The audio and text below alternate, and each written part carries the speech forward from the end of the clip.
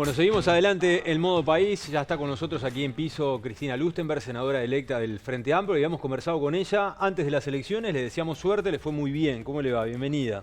Buen día, muchas gracias a ustedes tres. Y a la Buenos días. Finalmente llegó al Senado. Sí, por suerte, en lo personal y más desde mi sector, llegamos al Senado, tanto en el acuerdo que teníamos con la 609, como en el acuerdo electoral con una lista calcada que tenía el espacio que yo lidero, el abrazo, con la lista 949 y la vertiente artiguista, a tener un senador más, que por ese acuerdo entra Edgardo Ortuño.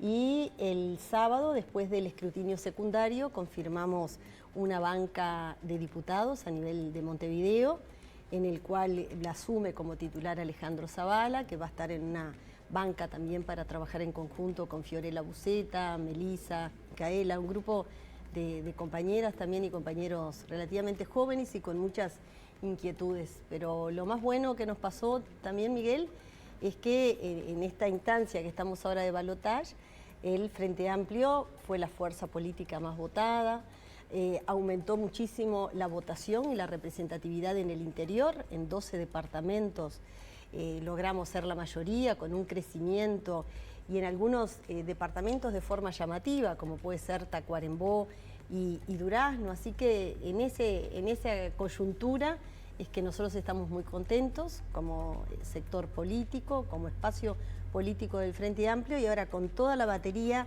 de nuestra estrategia de trabajo acumulada, aportando para conversar con la ciudadanía, para que Yamandú Orsi, con el programa que tiene el Frente Amplio, con las propuestas que tenemos como Frente Amplistas, que sea el próximo candidato a presidente en conjunto con Carolina Cosa. Bueno, el candidato a presidente de la coalición de gobierno dijo hace algunas horas atrás que, por ejemplo, si es presidente llamaría para integrar su equipo a gente del Frente Amplio, por ejemplo, y tiró su nombre arriba de la mesa.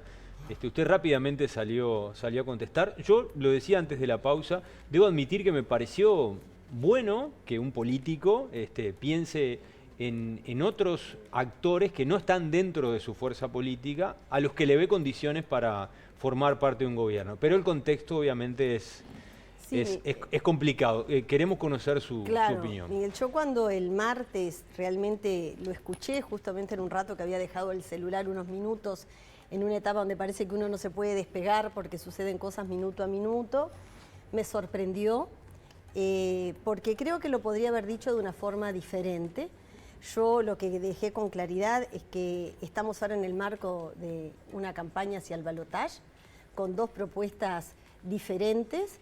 Yo soy senadora electa y hoy diputada en funciones y trabajando para que Yamandú Orsi sea el próximo presidente de la República y convencida y realmente de que es la persona que mejor perfil de diálogo tiene, con propuestas a que la ciudadanía tome la decisión de la forma más informada que pueda, pero creo que acá el doctor Delgado, candidato por el Partido Nacional y hoy por la coalición, confunde los tiempos y las oportunidades. Una cosa es el perfil de diálogo, de hacer cosas, la formación acumulada que puedo tener en temas de infancia y adolescencia, de primera infancia, de salud, y siempre lo voy a volcar en función de la construcción del país, porque así lo hicimos en el marco de la pandemia, en el marco de estos 5 años, pero otra cosa es, en el marco de un balotaje, parece como una estrategia electoral, dar un nombre sin mi consentimiento. Cuando uno, para que la ciudadanía sepa, los acuerdos que se hacen entre partidos, independientemente de quién gane, para formar espacios de los directorios, de los entes, de propuestas, se negocian de partido político a partido político, después del balotaje y con acuerdos. Yo en ningún momento di mi consentimiento para ello y le quiero dejar claro a la ciudadanía que en este momento yo soy una diputada, una representante política trabajando totalmente para que el Frente Amplio vuelva a gobernar, que el presidente sea Yamandú Orsi y siempre voy a estar del diálogo, en el lado de las oportunidades de diálogo en cualquier problema del país. Creo que no era feliz, no fue oportuno como lo manejó el doctor Álvaro Delgado y también es llamativo porque miren, cuando a veces me hacen alguna alusión, la ley, por suerte, de garantías hacia la primera infancia, adolescencia, que a mí me tocó liderar, fue una propuesta del Frente Amplio que lideré, que también muchos legisladores de la coalición de gobierno me acompañaron a trabajarla con todos los parlamentarios.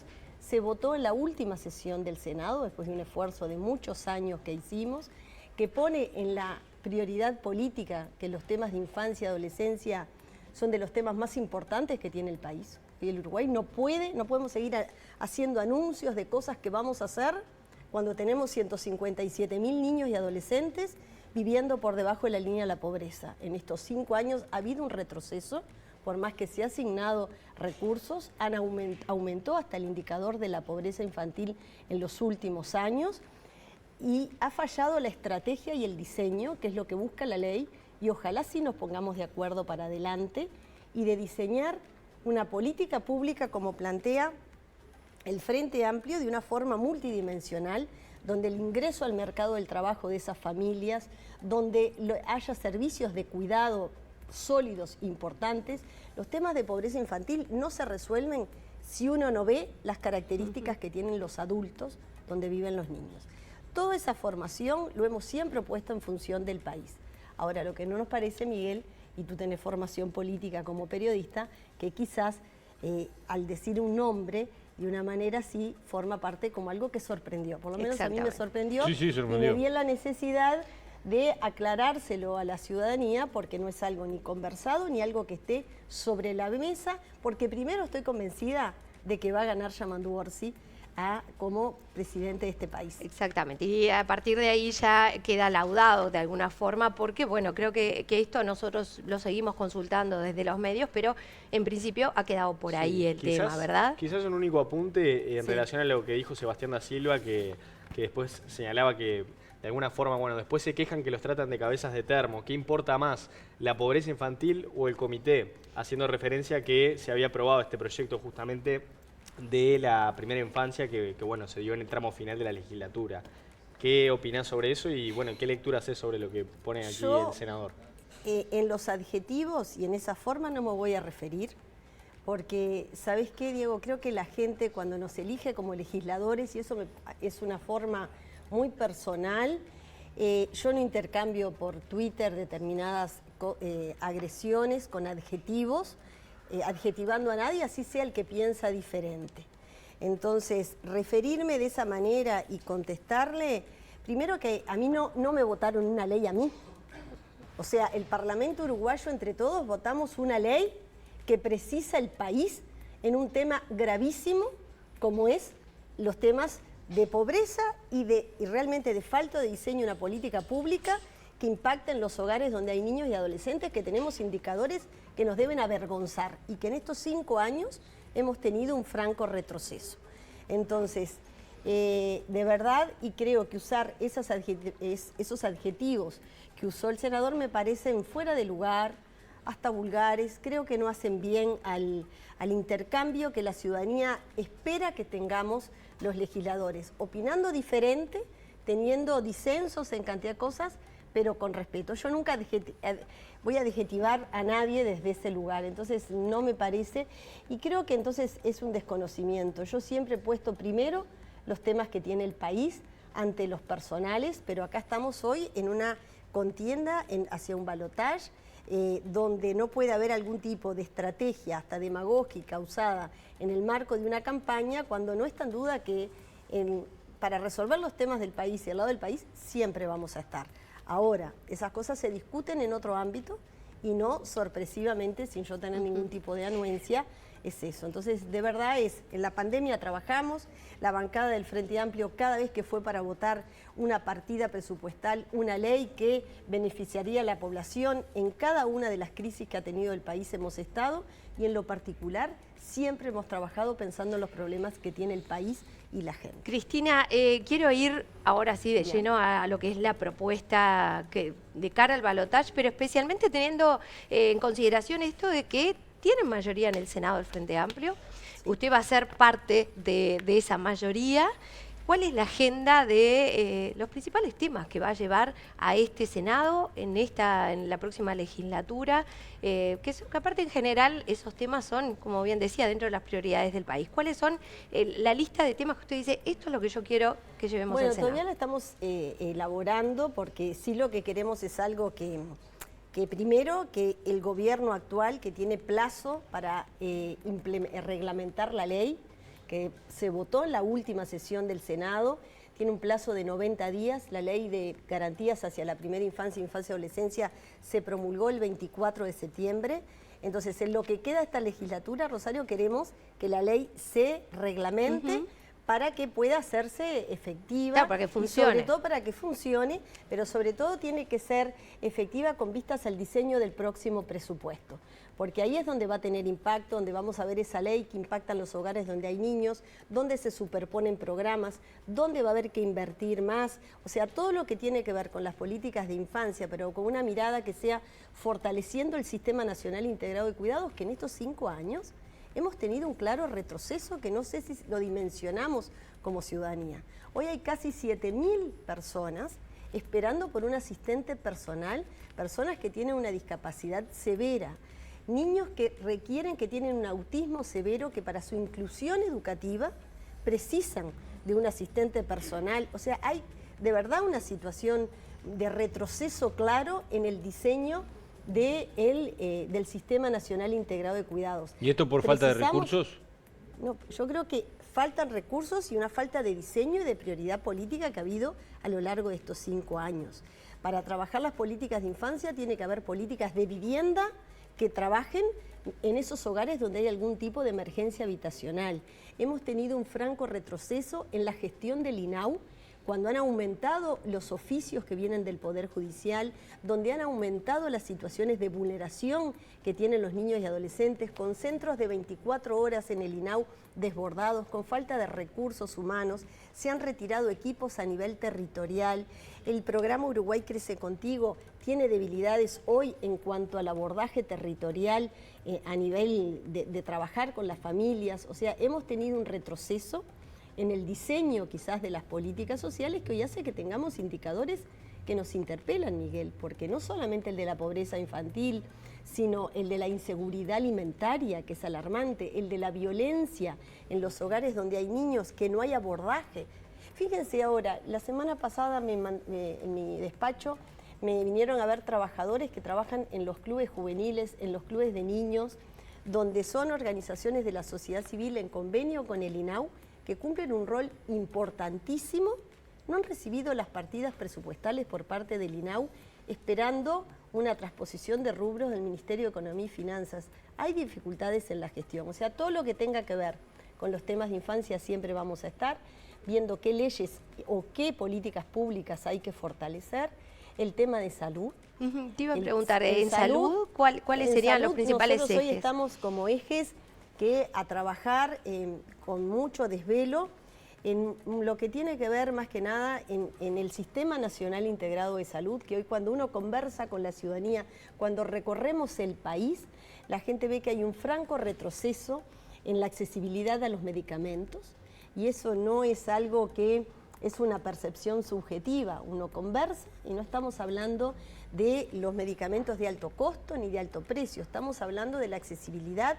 No solamente en ACE, donde hay graves dificultades, que lo quiero decir porque esto lo hemos intercambiado a veces con el doctor Cipriani cuando era presidente de ACE, en las rendiciones de cuentas del 2021-22 hubo un retroceso que mejoró en la asignación de medicamentos en el año 2023, pero la disponibilidad con un cambio que hicieron en la gestión de compras hace que hoy los usuarios no accedan en el tiempo oportuno a lo largo y ancho del país.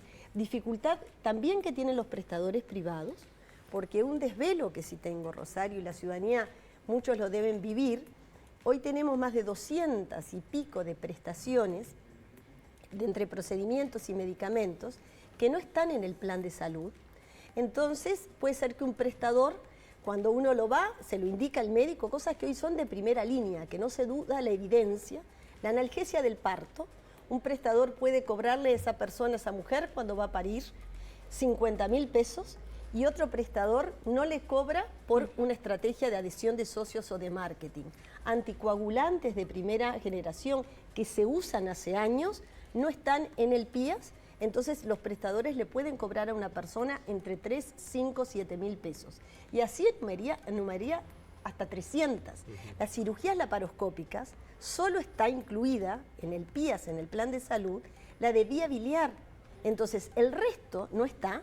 Y son tickets que realmente no están moderados al no estar en el plan de salud. Y entonces hay una propuesta que estamos trabajando. Ahí va, eso mismo, que está que tiene que ver muchas de estas cosas. Con el ingreso. Tiene que ver con la accesibilidad a los medicamentos, que también estamos evaluando con un equipo de técnicos en el área de la salud y economistas, que también los tickets moderadores tengan que ver con el nivel de ingresos que tenemos nosotros. Porque no es lo mismo mi sueldo de legisladora que de los miles de jubilados que tienen una jubilación mínima, que encima son personas mayores, con comorbilidades, que requieren, eso genera, a veces se hace imposible poderlo sostener. Claro, lo que se habla de tickets diferenciales, ¿no? Que es uno de los temas que preocupan. Exactamente, Diego, no es lo mismo los 570.000 hoy trabajadores que ganan 25.000 pesos o menos, se les hace muy difícil cuando a veces tienen que transitar por el sistema de salud si tienen un eventual uso.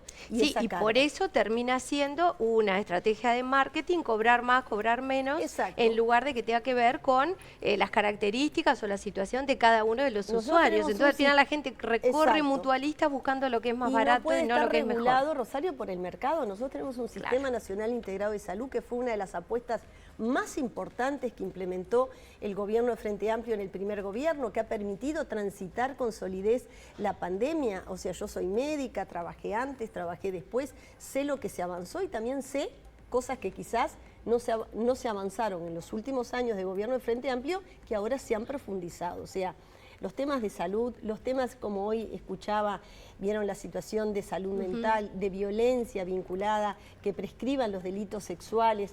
Todos esos temas son temas que nos desvelan los temas que tienen que ver con el desarrollo del medio ambiente, nos desvelan, o sea, tenemos una agenda de temas a trabajar en el equipo para ver, pero ahora nuestro desvelo es sinceramente, es tratar en este balotaje de que esa ciudadanía, esos indecisos, esas personas que pudieron haber votado a otra opción, hoy apuesten en que el mejor presidente, la mejor fórmula que tiene el país para liderar el país, no solamente en los 5 años siguientes. El Uruguay precisa una agenda de desarrollo hacia adelante, con un perfil dialoguista de verdad. Yamandu Orsi, cuando fue en los 10 años intendente, tuvo que dialogar y aún teniendo mayoría fue a buscar a otras personas que podían incidir para acceder a un fideicomiso, para acceder a cosas donde lo más importante era el desarrollo del departamento de Canelones, de todos los ciudadanos, porque cuando uno gobierna, siempre gobierna para todos los ciudadanos. Entonces es una persona que conoce mucho del interior de la República, dialoga. Desde ese lugar nosotros entendemos que Yamandu Orsi y Carolina Cose representan un programa como que tiene el Frente Amplio, que hay propuestas para crecer y quebrando la desigualdad, porque el Uruguay no solamente puede crecer favoreciendo los ingresos de los que más tienen, y cuando eso genera políticas redistributivas que el Frente Amplio implementó de forma muy ostensible, sobre todo el año 2006 al año 2013-14, mejorando los salarios mínimos, los consejos de salarios, poniendo en marcha este Sistema Nacional Integrado de Salud, que hoy requiere entrar en otro diseño para que la gente acceda más a medicamentos, a especialistas, los tiempos de espera, la diferencia entre el interior y Montevideo, que hoy hay debilidad en los recursos humanos. O sea, todas esas propuestas están muy contempladas con un modelo de gestión en el programa del Frente Amplio. Lustenberg, la última y cortita. En cuanto a la pobreza infantil, con un gobierno del Frente Amplio, ¿dónde quedaríamos parados en el cierre de la gestión? ¿Dónde estaríamos parados? Y el compromiso que nosotros tenemos es de verdad trabajar, porque el Uruguay hoy es inadmisible que tengamos el 20%, como yo les digo que aumentó, acá tengo, con esta tablita circulo a lo largo porque no me gusta ser no precisa en los datos. Nosotros queremos ir casi hacia la erradicación paulatina de la pobreza infantil, pero trabajándolo de forma integral. ¿Se puede abatir un 100%? Delgado maneja un 30%, Álvaro Delgado, por ejemplo. La verdad es que las cifras como tal no me parecen hoy que sean adecuados y serios en un tema que tiene que ver con políticas que contempla el Frente Amplio de incorporación al mercado del trabajo, incorporar a 12.000 jóvenes como primer empleo, a políticas de vivienda como contemplan las propuestas, a mejorar los CAIF hacia tiempos de 8 horas, a mejorar las transferencias monetarias de la TUS y del bono crianza y otras transferencias monetarias con un modelo de gestión que de verdad esto se puede. En el Uruguay nacen muy pocos niños. No podemos hoy perdernos ni uno. No, claro. No podemos hoy. Entonces, pero usted no tiene un número. Yo un número como tal, ahora este mes vergonzoso, y no quiero seguir en administración hasta administración, bajamos un poquito, un punto, otro no. Tiene que haber realmente una disminución sustantiva de este indicador que hoy en el contexto de América Latina somos de los países que menos tenemos la pobreza, el porcentaje de pobreza total, pero de verdad 2 de cada 10 niños están por debajo de la línea de la pobreza, con cifras interpelantes de hoy de los adolescentes que no culmina la educación media, hoy dificultades graves en los hogares y un Estado quizás no eficiente y no ausente, porque no solamente son más recursos que se precisan, la ley también lo que hace es que el Estado sea más eficiente. Si acá hay escuchando familias que tienen con niños con discapacidad, que me desvela particularmente este tema, son familias que migran por toda la burocracia del Estado atrás de alguna prestación. Unas que vienen por el BPS dispersas, otras que vienen por la ANEP, otras que van por el Sistema Nacional Integrado de Salud. Entonces también hoy tenemos un Estado que es ineficiente y lo que hace la ley y lo que nosotros pretendemos en el Frente Amplio, que en el centro sean las personas y el Estado sea más eficiente y después ver dónde se implementan recursos. Pero esta cifra que hoy tenemos es interpelante para toda la sociedad uruguaya. Cristina Lustenberg, gracias por estos minutos. Ha sido muy amable, la seguimos en cualquier momento. Muchas gracias a ustedes.